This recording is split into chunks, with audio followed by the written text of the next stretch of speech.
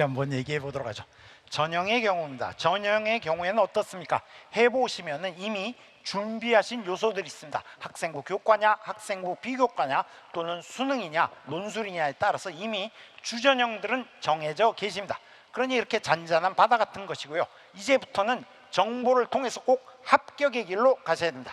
그래서 제가 전형별로 소개를 드릴 텐데요. 논술, 실기실적역, 학생부 종합, 학생부 교과로 설명을 드립니다. 자, 제일 먼저 논술입니다. 논술 전형의 경우에는 360명을 모집을 합니다.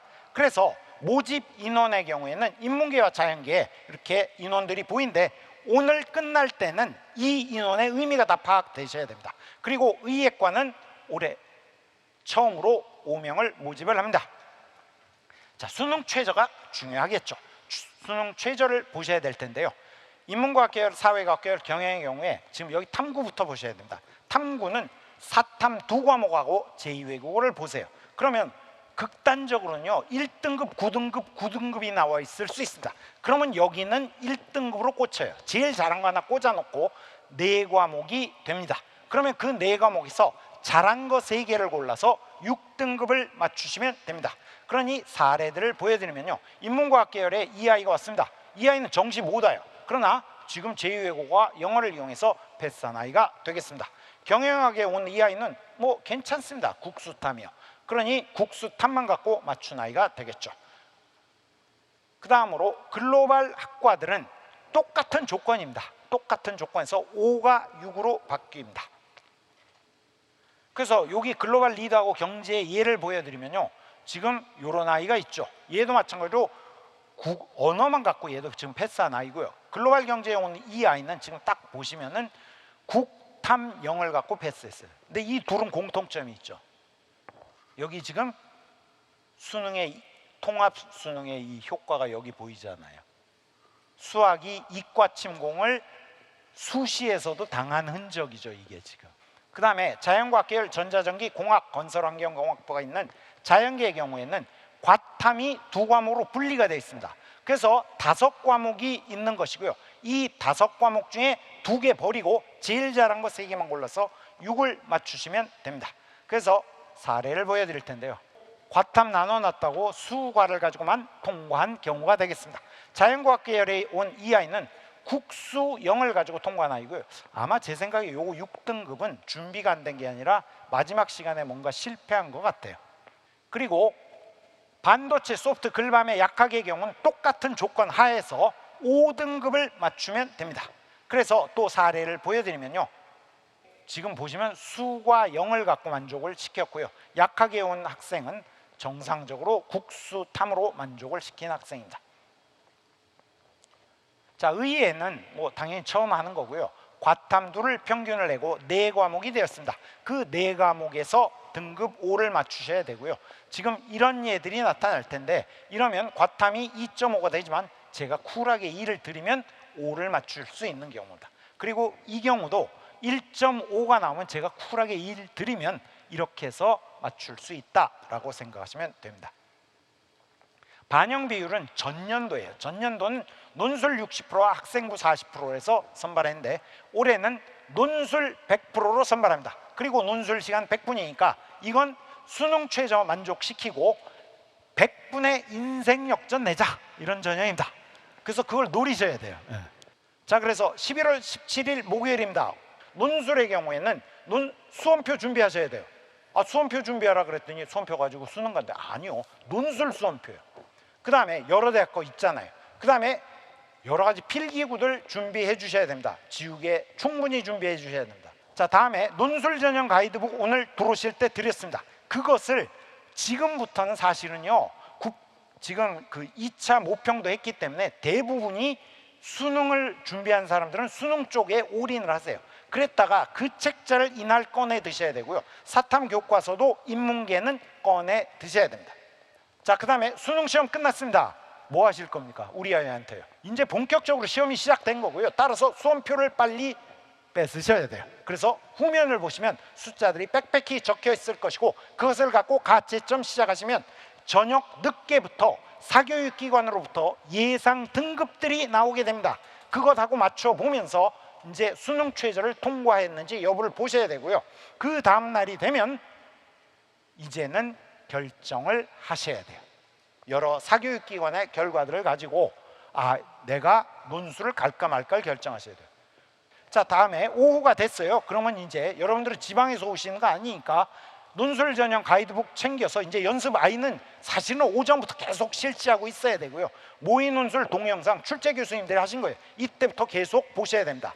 왜냐하면 딱 11월 18일 하루 연습하고 논술에 임해야 되기 때문이에요. 우리 아이는 이과에서 20일 날 한대요. 아니에요. 19일 날도 원서 다 넣으십니다. 자, 그리고 11월 19일은 당연히 성균관대 인문계 논술이 있으니까 시간 한번 체크해 보시고요. 자연계 논술이 일요일 날 있으니까 이것도 시간 한번 체크해 보시기 바랍니다. 그리고 나면은 여러분들이 이제 논술 시험 치러 오실 거 아닙니까? 논술 시험 치러 오실 때는 주의하셔야죠. 일찍 오셔야 됩니다. 일찍 오시고 대중교통 이용하라 그러는데 사실은 우리 아이 태우고 오셔도 돼요. 괜찮습니다. 단 한 가지 부탁은 더 드립니다. 운전자 한 사람과는 타면 안 되고요. 예를 들어서 아버님이 운전해 주시면 어머님이나 뭐 누나나 다 좋습니다. 같이 타세요. 왜냐하면 갑자기 차 타고 길에서 막혀 있으면요, 하차하세요 이래요. 그럼 하차해야 돼요. 근데 애를 그때 혼자 놔두시면 안 되고요. 그러면 그냥 교문까지 수많은 사람 보면서 당황해요. 그러니 그때는 한 사람이 같이 내려서 그냥 가볍게 담소하면서 교문까지 보내주셔야 됩니다. 이제부터 문제를 설명드리겠습니다. 인문계의 경우에 지금 보시면 이렇게 나오면 제일 처음에 이 헤드부터 보시는 거예요. 그래서 맞게 받았나 시험지. 두 번째는 문제를 보시면 제시문이 몇 개인가, 주제가 무엇인가를 파악을 해야 됩니다. 그리고 나서 제시문을 읽기 시작할 텐데요. 제시문은 사회문화 교과서에서 나오는데 여기가 지금 제일 중요해요. 요 4. 작년에는요 3에서 5라고 돼 있었는데 올해는 3에서 4로 바뀌었습니다. 이 얘기는 뭐겠어요? 제시문의 길이가 길어진 거예요. 이제는 국어가 우리 아이들이 굉장히 능력이 늘어서 자연스럽게 제시문의 길이가 길어지고 있습니다. 여기 아버님들 많이 오셨는데요. 꼭 우리 아이 수능 문제 한번 풀어보세요. 국어를 풀어보시면 우리 아이 5등급 받았다고 막 뭐라 그러시다가 갑자기 우리 아이의 얼굴이 환해 보이면서 야, 너는 국어 잘하는구나 이렇게 됩니다. 진짜 어렵습니다, 국어가. 자, 그리고 2번의 경우에는 데이터가 주어지거나 그래프가 주어집니다. 그러면 그걸 이용을 해서 분석을 해야 돼서요. 그래서 그 분석 결과를 갖고 비판을 하거나 설명을 해야 됩니다. 그리고 3번의 경우에는 이제 자신의 입장을, 두 가지 입장이 있으니까요. 그 중에 하나를 선택을 해야 되는데 이때 튈라고 하시면 안 됩니다.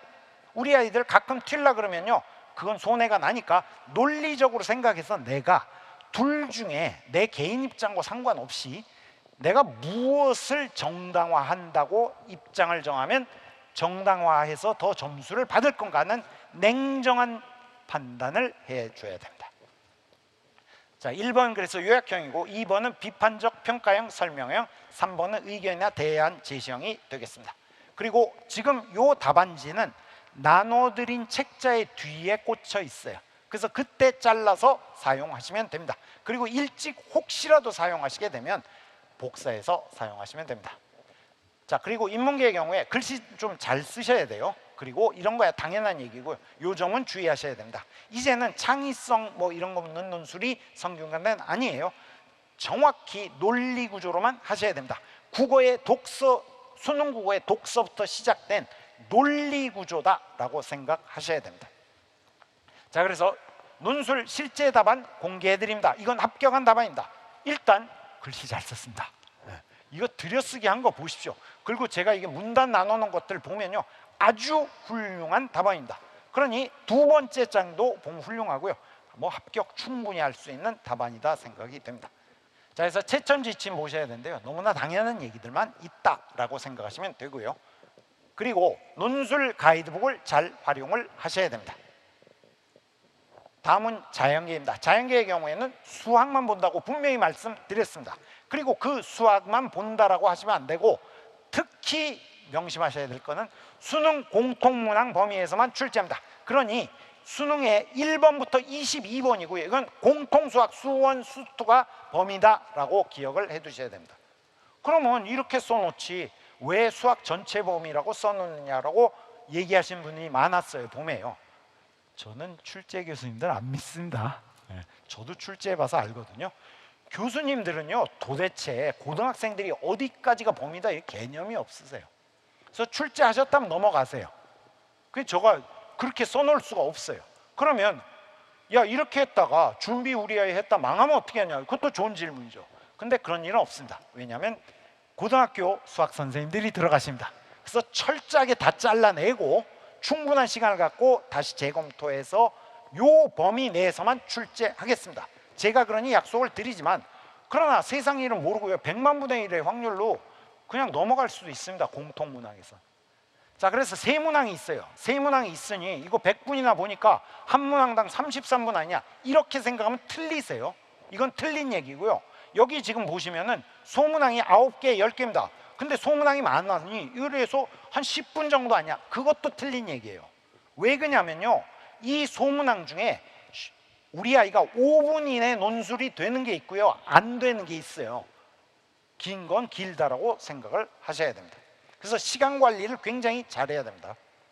자, 그래서 자연계 시험지 보여야 됩니다. 자연계도 마찬가지로 여기 해도 보고 아 내가 문제 제대로 받았나 보셔야 됩니다. 그리고 나면은 딱 문제에서 아 제시문 몇 개짜리고 소문항 몇 개짜리다를 읽으셔야 됩니다. 그리고 나면 제시문을 쭉 보면 우리 아이들이 이거 자세히 읽는 사람 없습니다. 이거 척 보면 우리 아이들은 아 이게 어디서 출제됐구나 하면서 자신이 잘할 수 있는지 못할 수 있는지를 판별을 할 거예요, 알아서. 그리고 나면은 소문항들이 있는데 소문항에서는 한 가지만 기억하시면 됩니다. 순서대로 풀 필요가 없어요. 지금 논술을 하는데 각각의 논술 채점이 주어지기 때문에 할 수 있는 것들을 요 2번이 안 됐으면 3번에 가서 맞아야 된다, 이렇게 생각해야 됩니다. 자, 그래서 저희들은 교과서 기반으로 주제 및 제시문을 출제합니다. 이건 맞는 얘기입니다. 두 번째는 수능 응시자라면 문제풀이 가능한 난이도입니다. 이렇게 말씀드리면 저는 갑자기 의문부호가 생각이 나면서 이 말씀이 생각나요. 우리 대학 논술은 이렇게 나와요. 근데 이건 지금 출제위원장의 멘트거든요. 그러면 여기만요 올해 수능은 이렇게 바꿔보세요. 출제위원장님들의 이거 아주 상투적인 멘트죠.